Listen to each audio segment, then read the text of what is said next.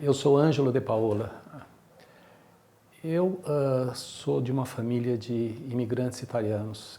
Eu nasci em Nápoles, eu vim para cá com 6 meses de idade, né?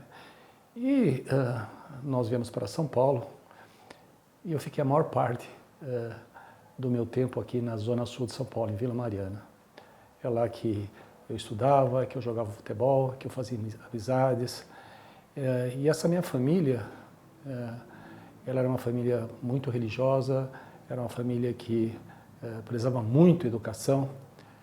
E eu estudei em colégio de freiras, estudei aqui no colégio arquidiocesano, tanto no antigo ginásio como no colegial, sempre aqui em Vila Mariana. E eu sabia que muito próximo desse arquidiocesano tinha uma das melhores escolas de medicina do país.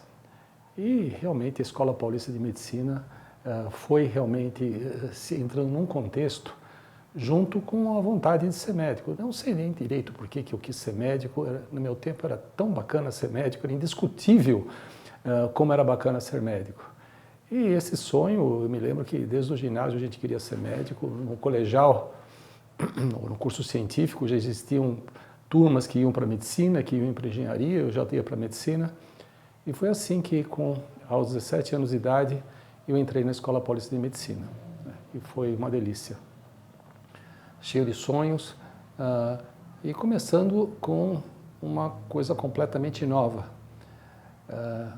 No primeiro ano, você tinha já o contato com as aulas de anatomia, você começava a conviver com alguns grupos, porque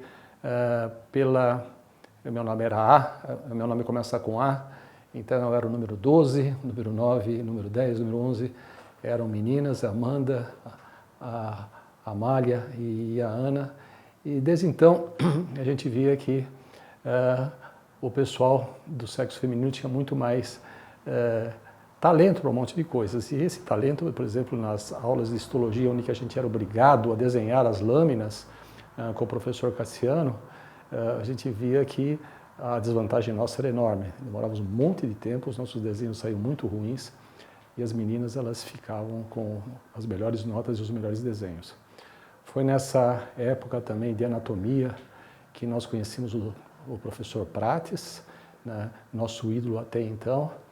E foi assim que, vivendo intensamente a Escola Paulista de Medicina, a gente foi fazendo o primeiro ano, a gente foi encontrando aqueles líderes que fazem parte hoje da história da Escola Paulista de Medicina.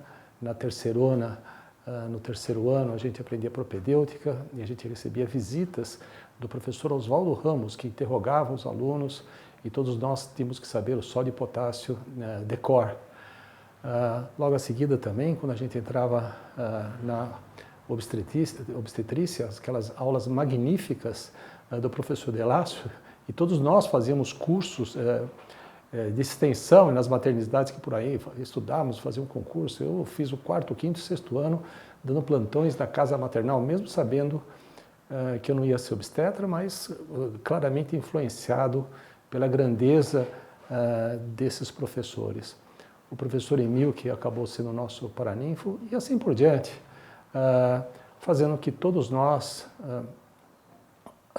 tivéssemos certeza que nós estávamos na melhor escola que nós poderíamos desejar. E foi assim que nós nos dedicamos muito, nós estudamos muito para o concurso de residência.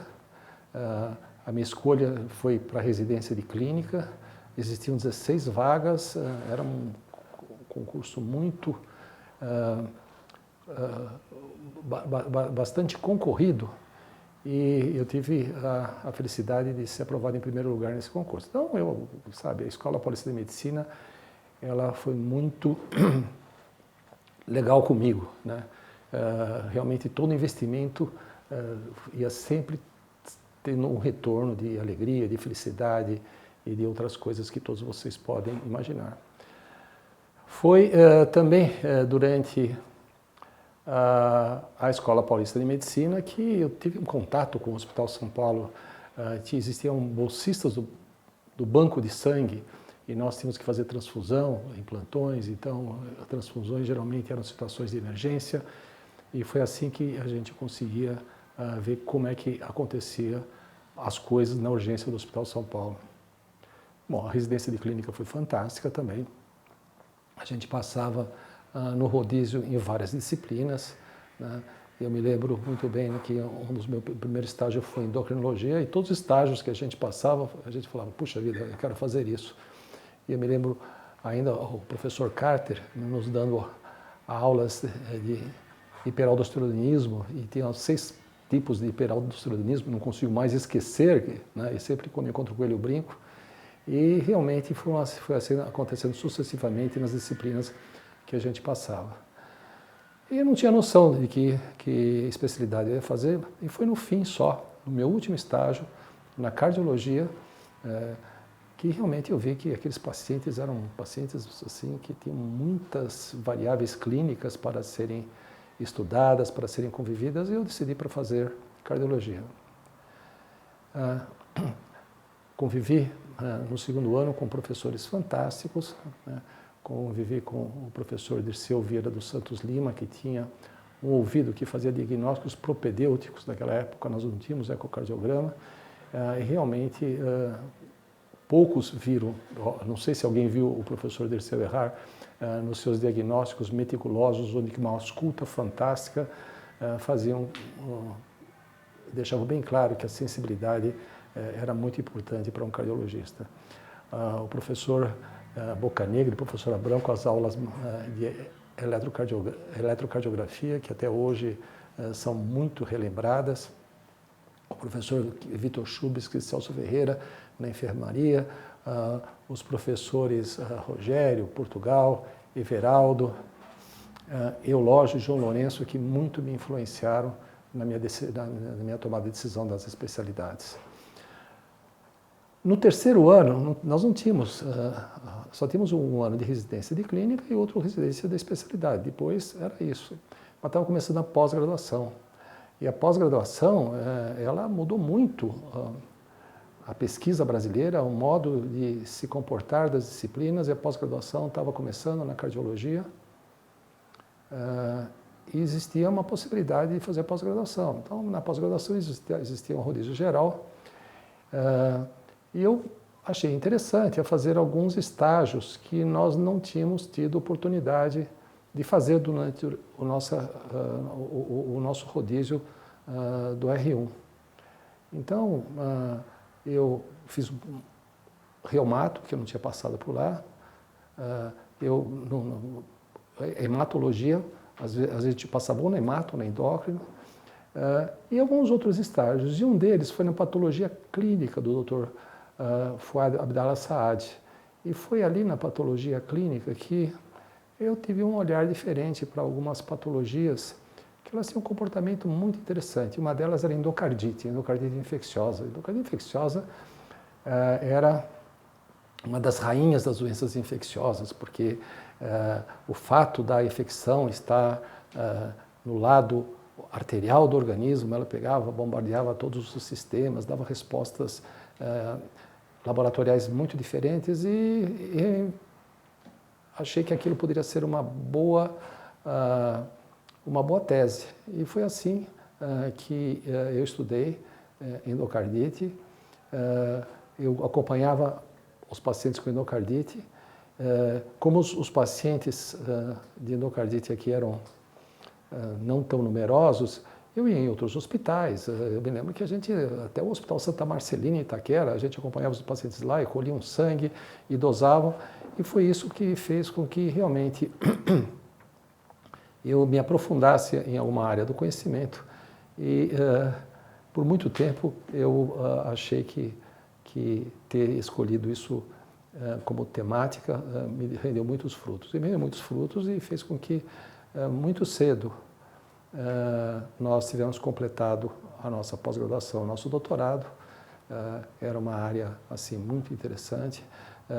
Houve um concurso para docente, e eu embasado nesse tipo de conhecimento, quer dizer, que me dava uma facilidade maior para ter uma exposição teórica de aspectos interessantes da medicina, me ajudou muito. E eu, em 1982, com 30 anos de idade, eu era já docente da disciplina de cardiologia. A Escola Paulista de Medicina foi muito receptiva, foi muito boa comigo em todos os aspectos.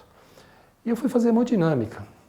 Nada parecia uma coisa com outra, foi uma coisa hemodinâmica, porque o cateterismo cardíaco se despontava, a gente fazia diagnósticos de certeza da doença coronária, das doenças orovalvares, e tinha dois professores muito importantes que fizeram com que a gente se apaixonasse pela hemodinâmica. Um, o professor João Lourenço Villari Hermann, que nos ensinou tudo sobre as técnicas de cateterismo. O professor Eulógio Martinez, que tinha uma inteligência e uma visão assim invejável, tá certo? Que impulsionou muito toda a área da cardiologia, que se diferenciava cada vez mais. E o professor Portugal, que era o chefe, né, que fazia sempre questão de nos apoiar, de nos incentivar e de fazer com que nós pudéssemos crescer sempre. Bom, isso nós já estávamos em 1979, quando eu comecei a fazer hemodinâmica, e as coisas boas da Escola Paulista sempre não paravam de acontecer. O professor Manuel Lopes dos Santos, ele assumiu a coordenação do pronto-socorro e ele achava que precisava de uma renovação. Então ele pegou ainda todos os R4, assim dizendo, de cada especialidade e fez com que nós assumíssemos as chefias do pronto-socorro de clínica. E eu tive a oportunidade de ser escolhido, como na cardiologia, junto com outros colegas da Gastro, da Hemato, da Pneumo, etc. E nas terças-feiras, por 24 horas, durante 5 anos consecutivos, eu era chefe de plantão no pronto-socorro, que aquilo lá era uma coisa absurda naquele tempo. Ser chefe de plantão no pronto-socorro, você era um rei. A gente falava, não me interessa ser docente, eu quero ser chefe de plantão no pronto-socorro. E nós passávamos visitas que demoravam 1 ou 2 horas no fim da tarde e de manhã também, e trocávamos informações. Quer dizer, nós tínhamos com quem nos espelhar. Nós tivemos nossos mestres, nós éramos uma escola do professor Oswaldo Ramos, passava aquelas visitas monumentais. Talvez nós os estivéssemos imitando, quer dizer, essas pessoas lideraram pelo exemplo e esse exemplo era também repetido pela gente. E a gente percebia algumas coisas, a gente percebia que a gente precisava ser bem informado. Naquele tempo, a gente não tinha acesso à internet, a gente tinha que ir na Bireme e demorava bastante para a gente ter uma revista. E às vezes, puxa, porque eu vou assinar essas revistas, talvez valha a pena dar um plantão a mais por mês e pagar todas essas revistas, que elas são muito boas. Então, logo, muito cedo, a gente assinei a New England Journal of Medicine, o American Journal of Cardiology, uma revista azul, o American Journal of Medicine, o Circulation, e naquele tempo o American Heart Journal. E por mais que a gente ficasse em dia com as informações, né, porque a gente tinha esse tipo de facilidade, esse acesso às revistas, a gente via que a profundidade é uma coisa muito interessante.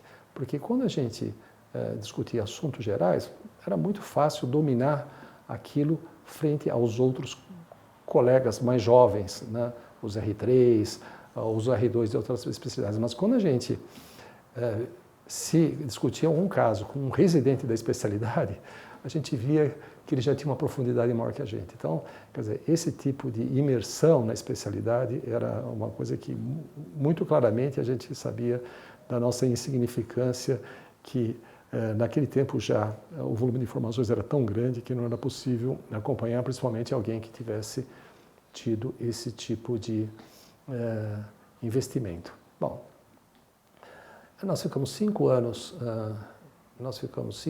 como chefes de plantão do pronto-socorro. Eu fazia meus cateterismos na Escola Paulista e chegou uma provocação sempre do meu queridíssimo professor Eulógio Emílio Martinez Filho, que achava que talvez a gente tivesse que introduzir algumas coisas novas, tipo eletrofisiologia clínica, porque o campo das arritmias cardíacas tinha sido revolucionado naquela década. Quer dizer, a Escola de Filadélfia, ela tinha publicado muito a respeito de reproduzir algumas arritmias em laboratório, reproduzir algumas arritmias no centro cirúrgico, quer dizer, uma cura de arritmias que até então só acontecia com os remédios. E foi nesse sentido, né, como a bolsa da FAPESP, que nos anos 85 e 86 eu fui para os Estados Unidos, em Filadélfia, e fiz um fellow em eletrofisiologia clínica. Naquele tempo também, era importante aproveitar de tudo. E nós estávamos começando a fazer angioplastia. A angioplastia tinha sido descrita por Grundzig em 1977, mas ainda ela estava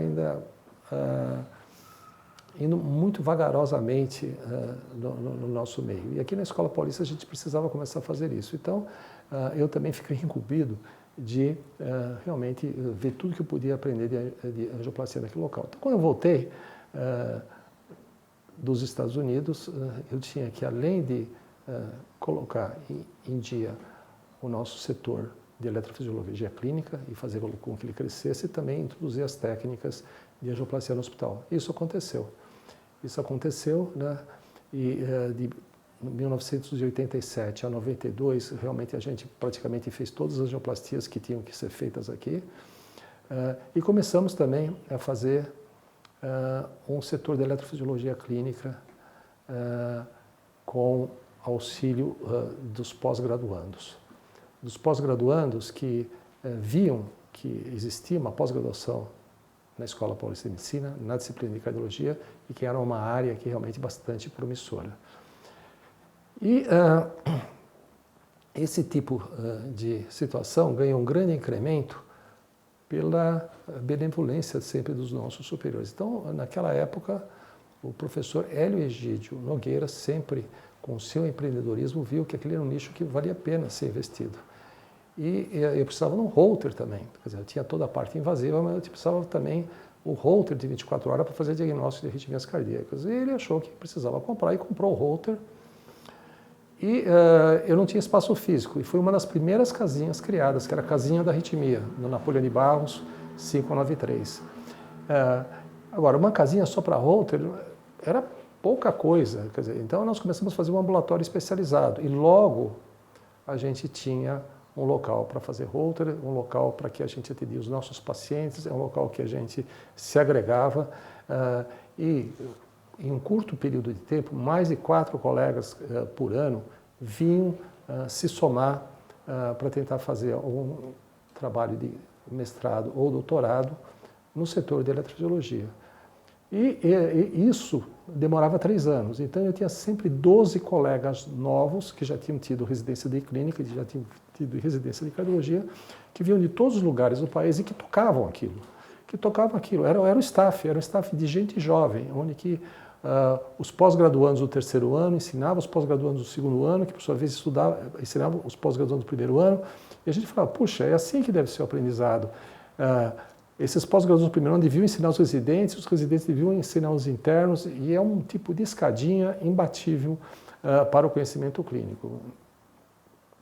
Bom, esses pós-graduandos, eles tiveram esse tipo de comportamento por dezenas de anos, mais de 100 deles foram formados. Hoje não existe um estado brasileiro que não tenha alguém especialista que não tenha sido treinado pela Escola Paulista de Medicina. Quer dizer, mais da metade deles, mais de 50 têm teses de mestrado e doutorado, muitas publicações, e todos eles estão muito bem. E nós temos o prazer de conviver anualmente nos nossos congressos e ver que todos eles estão felizes e muito radiantes com a sua profissão. Bom, essa parte acadêmica, ela estava indo muito de vento em popa. E alguma coisa acontecia também importante que fazia com que nós observássemos que existia no mundo associativo da cardiologia uma oportunidade fantástica de você demonstrar o que você estava fazendo, de você se congregar, de você realmente estabelecer laços que, além de amizade, elas também tinham laços acadêmicos. E as sociedades, como a Sociedade de Cardiologia, como as sociedades de arritmias, elas faziam com que a gente tivesse uma facilidade fantástica de se envolver com os colegas internacionais, nas reuniões nacionais, nas reuniões internacionais. E foi em 1994, 1975, eu fui presidente da Sociedade Brasileira de Arritmias Cardíacas. Isso fez com que nós estabelecêssemos vínculos mais fortes com outros centros mundiais, né?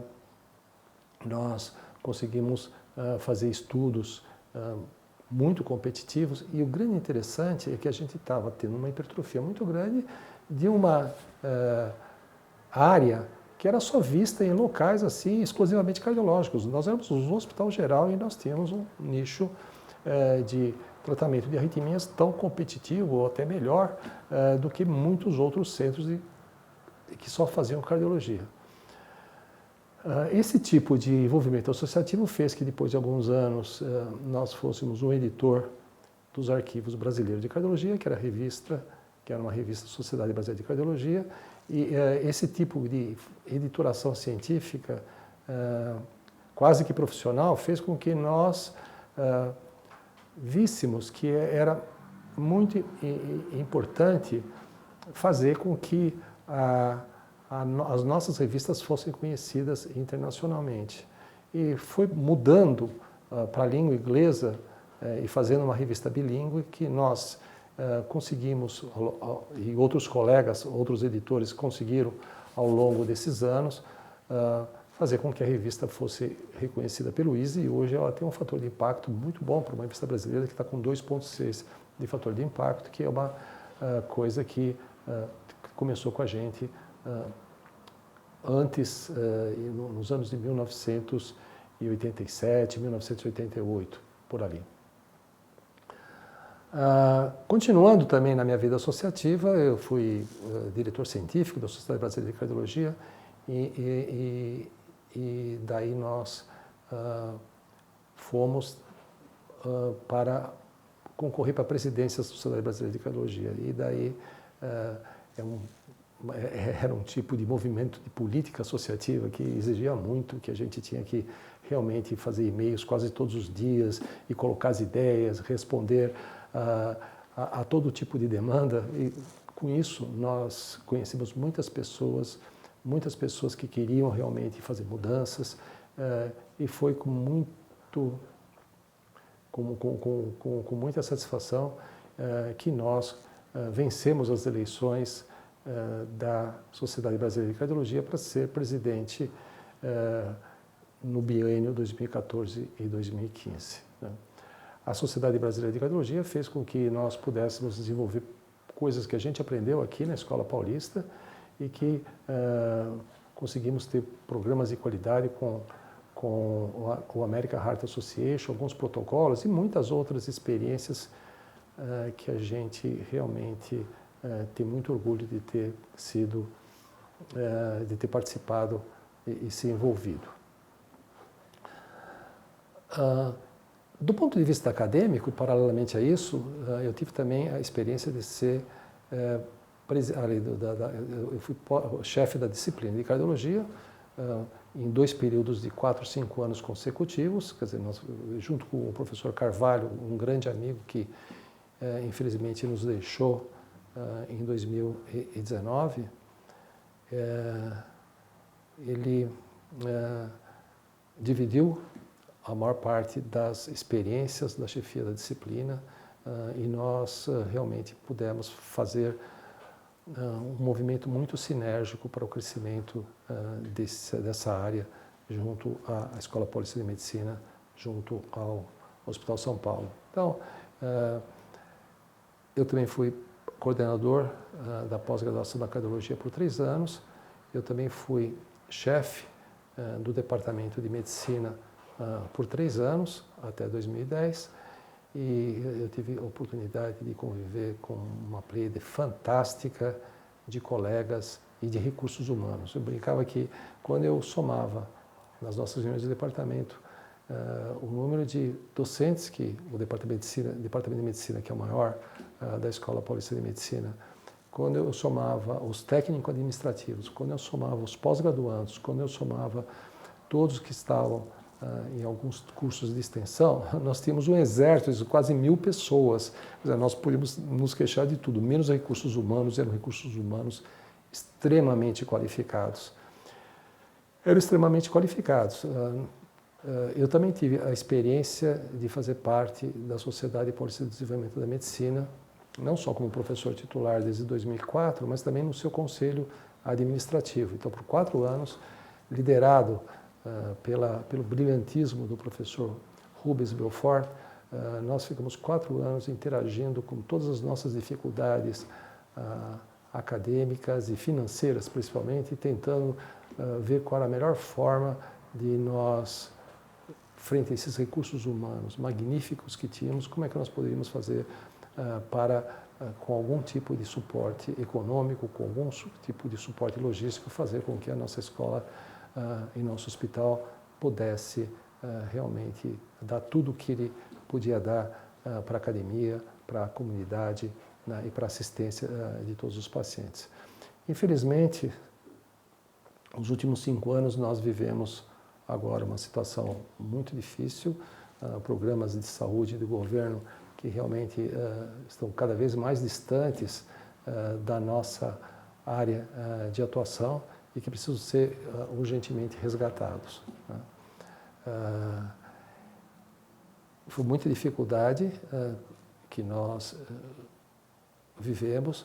Eu tenho 4 filhos, eu tenho a Fernanda, o Marcelo, o Luca e a Júlia. Nenhum deles acabou fazendo medicina, infelizmente, talvez porque eles vissem uma dificuldade muito grande das coisas acontecerem.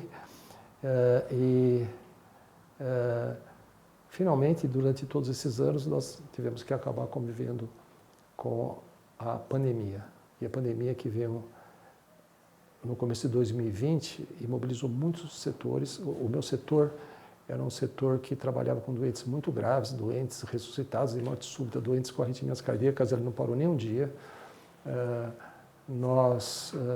Aquela casinha que o professor Eligídio Nogueira nos forneceu no fim dos anos 80, ela ficou 15 anos na rua Napoleão de Barros.